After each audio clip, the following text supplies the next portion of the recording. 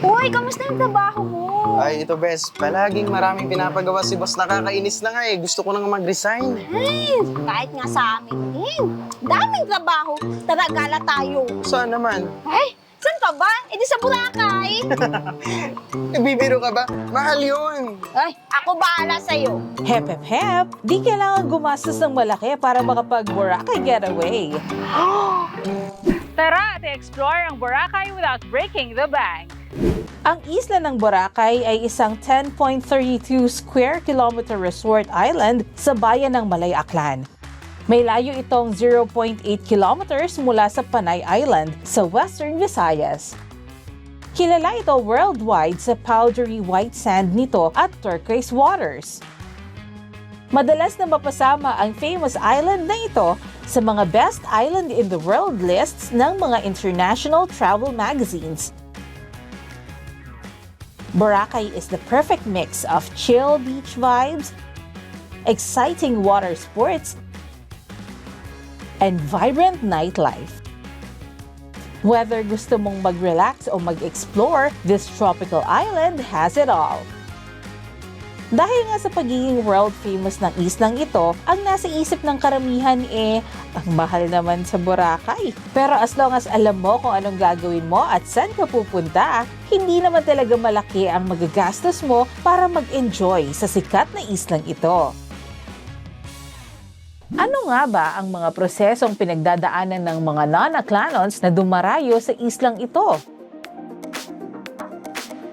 Dito sa Katiklan Jetty Port sa Barangay Katiklan, Malay, mag-uumpisa ang iyong Boracay Adventure.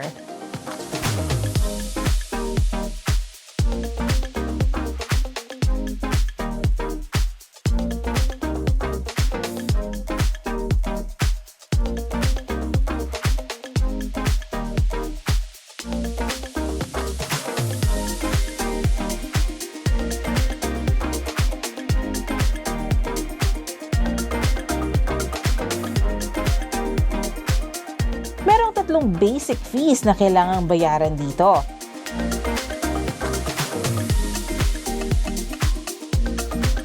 Number 1, ang port terminal fee na 150 pesos for domestic and foreign tourists.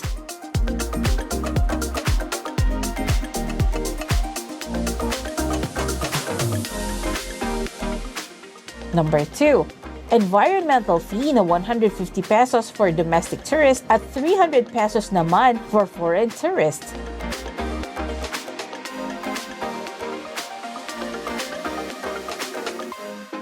At number 3, ang boat fare na 50 pesos for domestic and foreign tourists.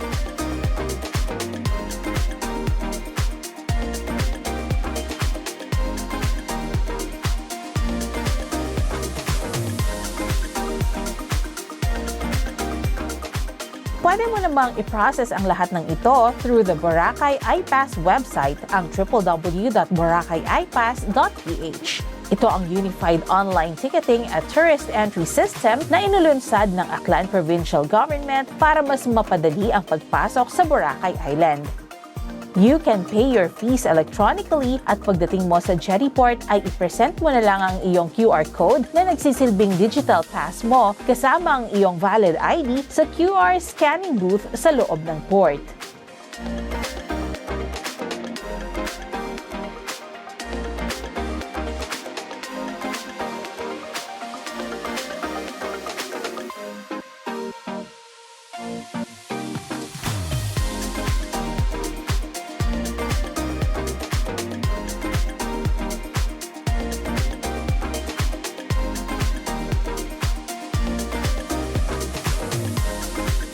Pagkatapos nito ay kailangan mong mag-fill up ng form para sa manifesto ng bangka at kumuha ng seat number sa bangkang sasakyan mo. And after that, it's time to go on board!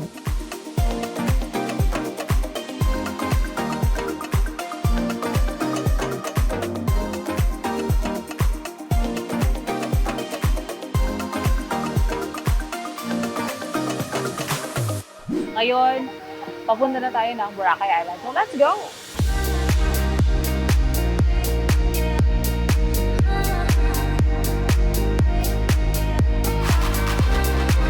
Aabot sa 10 to 15 minutes ang biyahe mula sa Katiklan Jetty Port sa mainland Malay to Cagban Jetty Port sa Barangay Manok-Manok sa Boracay Island.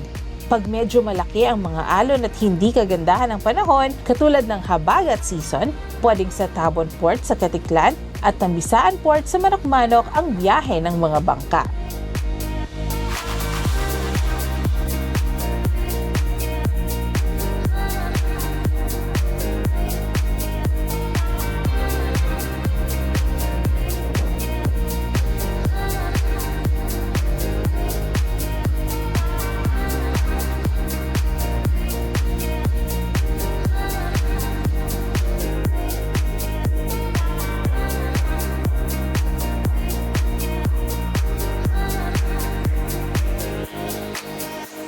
So, welcome to Boracay. Nandito na tayo sa Boracay Island. Nandito tayo ngayon sa may Cagban Jetty Port. And this is our gateway going to the... kung ano man i-explore natin ngayon dito sa island. So, tara, let's go! Mula dito sa Cagban Jetty Port ay maraming pwedeng pagpilian dito na masakyan papunta sa iba't ibang lugar dito sa island ng Boracay. Pwedeng maging multicab, pwede rin itong e-trike na nandito sa aking gilid at ito ang aking napiling means of transportation.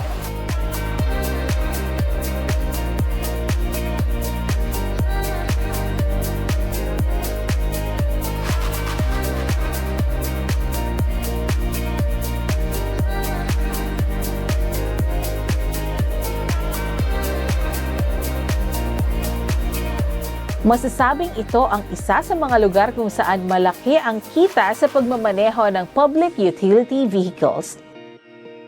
Pero hindi ito madali. Tulad na lang ng karanasan ni Tatay Roland na nasa 20 years nang naghahatid sundo ng mga bisita sa isla.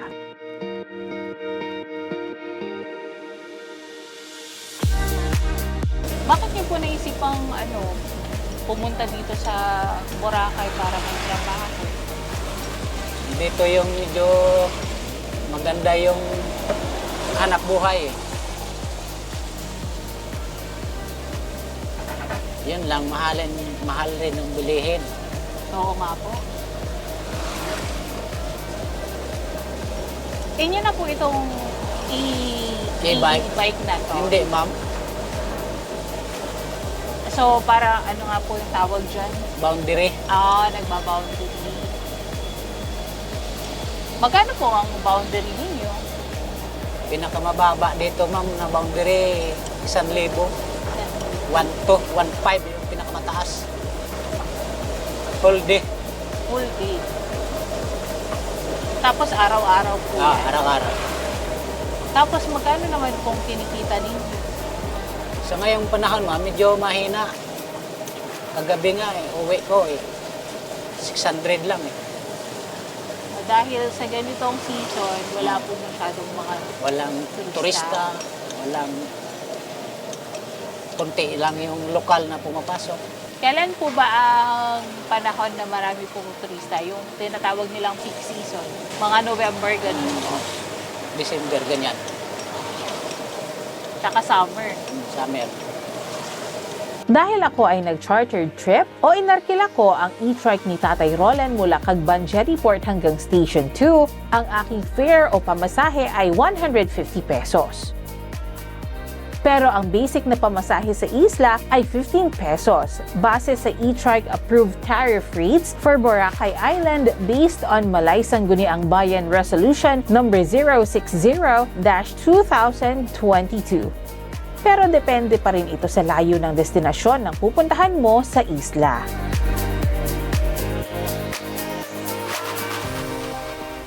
Maraming pwedeng gawin sa Boracay na mag-e-enjoy ka kahit na hindi ka gumastos ni piso. You can go strolling, swimming, o kahit tumambay lang at mag-people watching.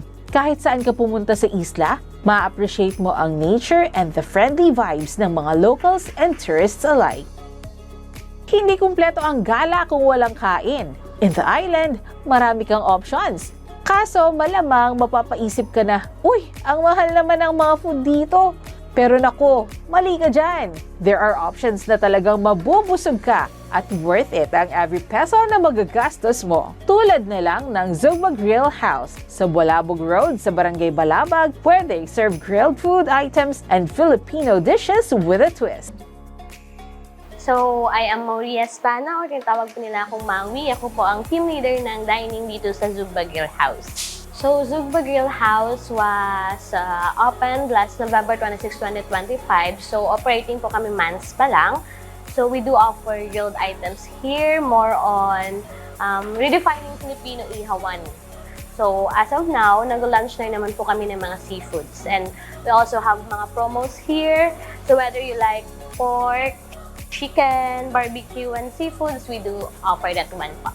So, like the other restaurants, free soup and unlimited rice naman po. Yung mga chicken with rice po naman, yun po yung swak sa budget since mga not less than 280 po, may with rice na po sila, may chicken, then may mga free soup na yun naman po. Unlimited po yung free soup namin. So, if in case gusto naman po nila ng unlimited rice, just add 25. Yun na po yung pinakasulit. Since most of our guests po here, ang ina-avail po nila is yung chicken with rice. Most especially the piri-piri with rice. We do offer for group, which is this Zugba Seafood Bilao. So, yun po siya. May mga seafood like squid, shrimp, pampano, bangus. Then, may free rice. Then, the other one is Zug Bundle naman po. Yun po is more on carbs po siya. May rice, may pansit, may giant chicken barbecue, may pork, and may chicken spring roll. Always po namin ina-offer is yung piri-piri chicken namin and yung giant pork and giant chicken barbecue. So, first in Boracay po yung giant barbecue na to. So, yung piri-piri po is marinated po siya sa bell pepper, red onion, white onion. So, yun po yung unique sa amin and yun po yung best seller. While yung giant barbecue naman po is much longer than your head po since mahaba po siya and 150 grams po siya. So, kahit yung 250 plus nyo po, kasya na po siya sa 2 person. Siguro yung kinaiba po namin, we stick by our concept, which is the grill house. So, Zugba po talaga. So, even our soups, like beef belly, pork kansi, and other na sides naman po or mains like mga Bicol Express, ginigrill po talaga namin siya. Gusto po namin na yung we stick by concept na yung grill pa rin po malalasahan kahit sabaw na po siya or kahit sarsado na po siya. So, dapat may grill pa rin po. Gusto namin yung authentic flavor ng grill nandun pa rin pa talaga. Hi to all viewers po ng Panay Explorer. So, this is Maui po ulit. So, I'm inviting you all na mag-visit po dito sa Zugba Grill House located at Lake Town, Bulabog Road. So, try na po nila yung mga grilled items namin dito from fish, pork, chicken, and etc. po. So, sulit na sulit po dito. Pag gusto po nila ng free soup, pag gusto po nila ng unli rice, meron din po kami. So, hindi po namin sila bibigyan. So, visit na po sila. Titikman natin yung kanilang mga signature dishes. Ang masarap unahin, syempre, Pinoy ako eh. Kaya unahin ko ang kanilang rice. Fairness, ang kanilang rice ay loaded. Hindi lang siya basta-basta rice. It has meat on it and may mga veggies. So, titikman natin.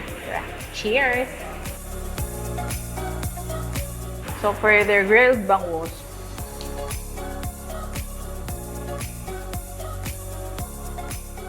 so, let's do it.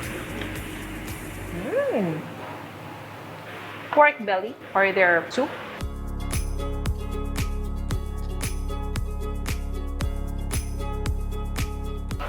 Nice one. Nice. And the meat is tender. Next one. This is their giant pork on a stick. Let's do this. Cheers.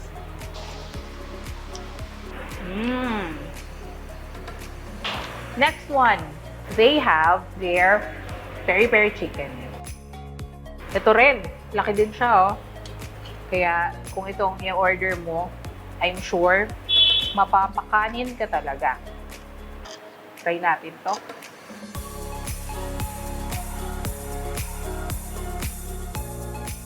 Next one, this is ensaladang talong. sabi nila, pagka kumakain ka, kailangan meron kang vegetables and ito yung perfect.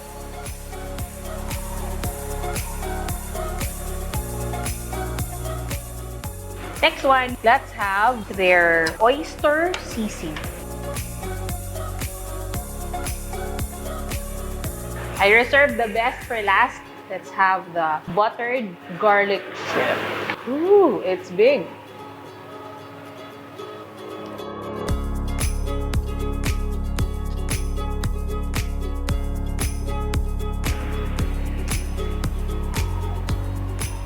Sarap. Sarap siya. Yun lang. Chef's kiss. So, kung naghahanap kayo ng food na masarap dito sa island ng Boracay and you like the food na grilled, meron sila dito. They have peri-peri chicken, their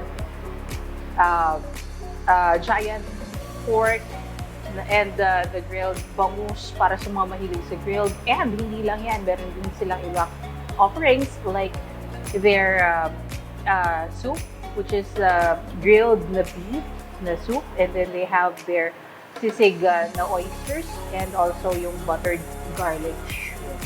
So, it's kompleto na. Ayan, kompleto na para sa lahat ng hinahanap nyo.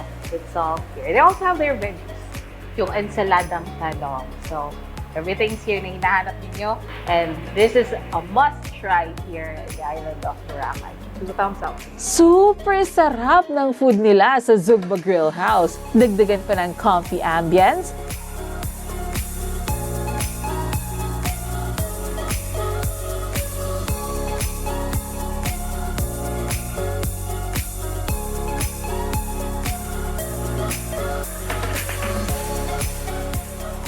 tapos sakto pa for everybody yung price ng mga food nila. Perfect para sa mga backpackers and sa mga nagtitipid while enjoying the island.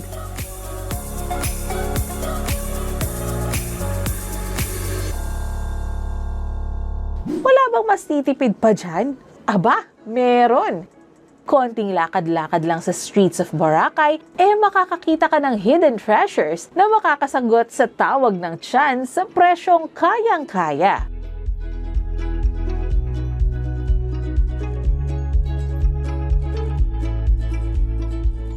So, naghahanap tayo ng pagkain na hindi tayo masyadong gagastos. Gagastos pa rin, pero hindi ganon kalaki ang gagastusin natin. At dito sa Boracay, parang medyo mahirap yan eh. Kasi alam mo naman, Boracay, lahat na lang mahal. But, hindi totoo yan. Kasi may nakita kaming stall dito ng mga street food. So, makikita nyo, meron silang fishball, may chicken ball. Fairness, ang fishball nila, parang yung fishball lang dun sa Kalibo or sa ibang lugar na puntahan natin. At piso lang talaga yung fishball. Meron silang kikiam, kwek-kwek, which is paborito ng lahat. May lumpia, may cheese stick and dynamite. At tatry nating kumain. Kamusta naman? So, order tayo. Sa sobrang affordable, pati mga locals at mga workers sa isla, ito na ang go-to merienda nila. Bakit po napili ninyo kumain ng street food?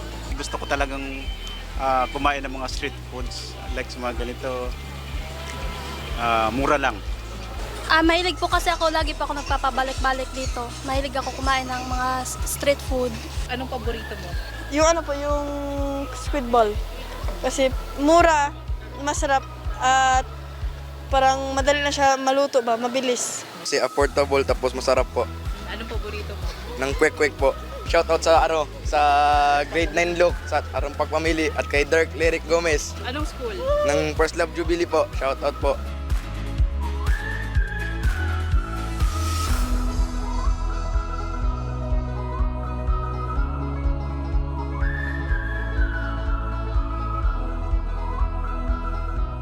Ito na yung pinamili natin. Meron tayong 4 na cheese stick.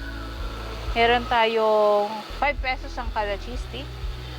Meron tayong kwek-kwek na 25 pala to, hindi 20 pesos. Tapos 10 pieces na fishball.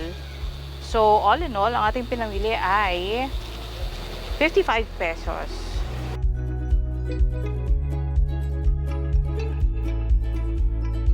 Thank you. Ngayon, titikman naman natin kung kamusta naman ang lasa ng, kamusta nga ba ang lasa ng street food sa Boracay? Boracay food. So,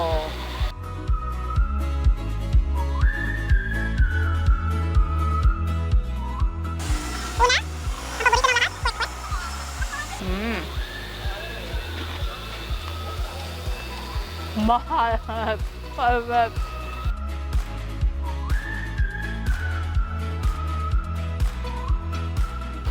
Cheese stick, 5 piso isa.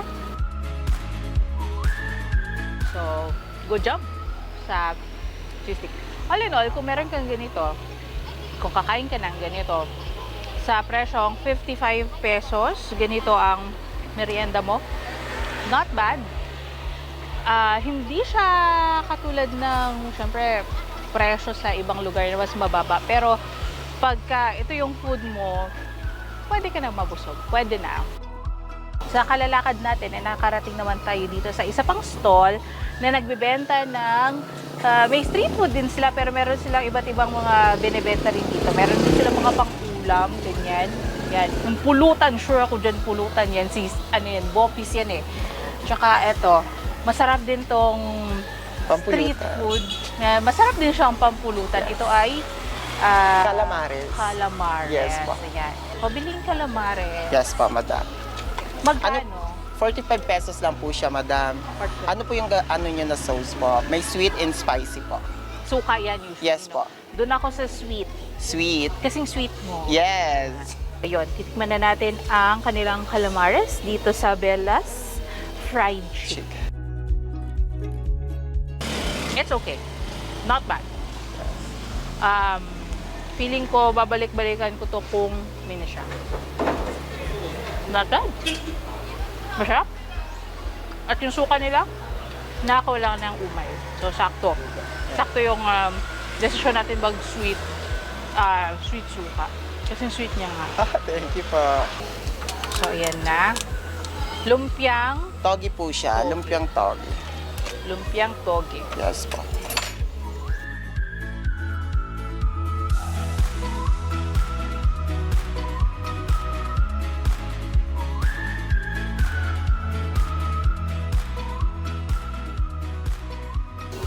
Lumpiang togi, 15 pesos isa. Malaki siya, in fairness.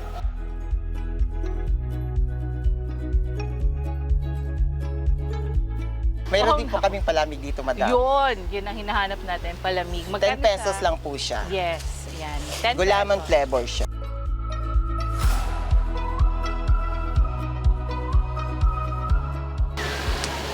Tamang-tama. Tamang-tama siya sa lahat ng kinain nating prito. May pangtulak po. Oo, ito yung talagang saktong panulak dito. Yes. Ubusin ko na to. At sa ating paglalakad at pag-explore dito sa isla ng Boracay, sa paghahanap pa rin ng mga murang makakain dito, ay nakita natin ang isang ihaw-ihaw place.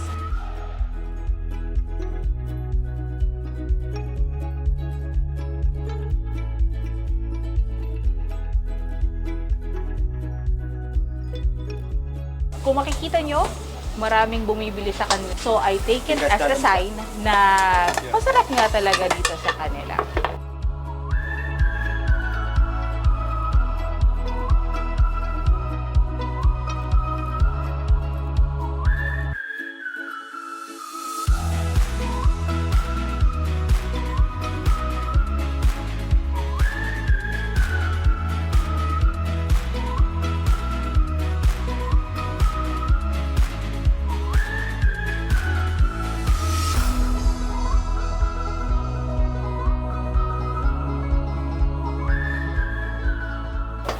Hindi ako makapag 2 thumbs up dahil hawak yung isa. So, yes. Tara, kain tayo.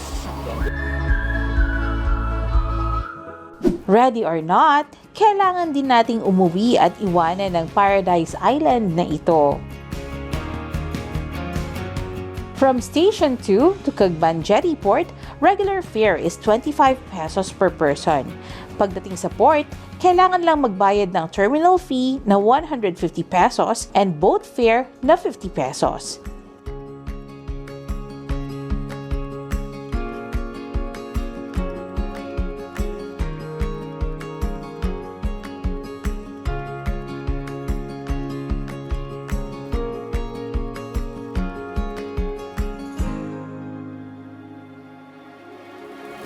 May biyahe ang bangka papasok at palabas ng isla 24/7.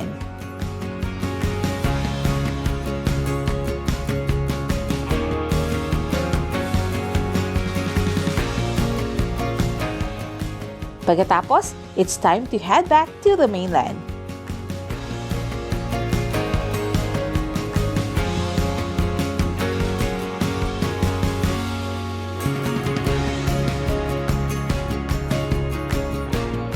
So, yun ang naging trip natin dito sa Boracay for a day. At ngayon ay nandito na tayo sa Katiklan Jetty Port. And sa presyong nagastos natin, sa mga ginastos natin papasok and palabas, so gumastos tayo or nagbayad tayo ng 150 pesos para sa environmental fee, 150 pesos para sa terminal fee, and then boat fare kanina. So that is 150 plus 150 equals 300 plus 50 pesos. So 350 yung papasok natin.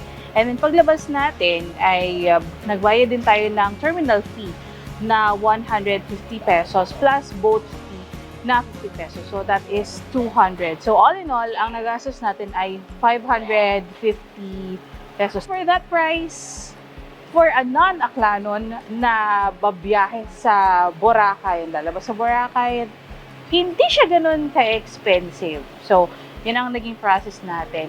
And so far sa lahat ng mga napuntahan natin, goods naman ang lahat. Hindi tayo masyadong gumastos ng napakalaki. And meron ding mga hotels, meron mga pwedeng tuluyan sa Boracay na hindi kagagastos ng let's say 2 digits sa isang or sa 3 days 2 nights, let's say na ganun na sa ganun na stay. So all in all, I can still consider it as a budget-friendly place. Basta alam mo kung saan ka pupunta at ano ang gagawin mo.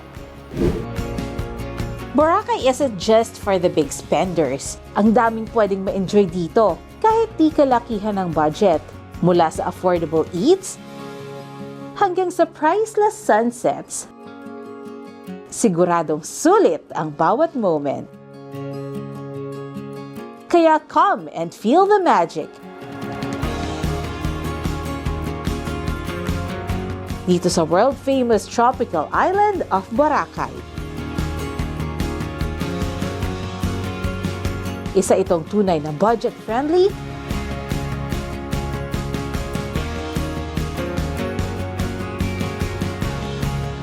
pang bucket list,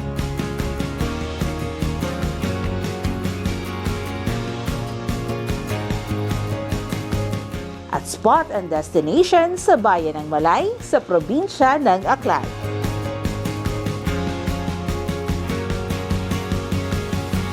Samahan niyo ulit ako sa susunod upang tuklasin ang Panay, isang biyahe, isang kwento at a time.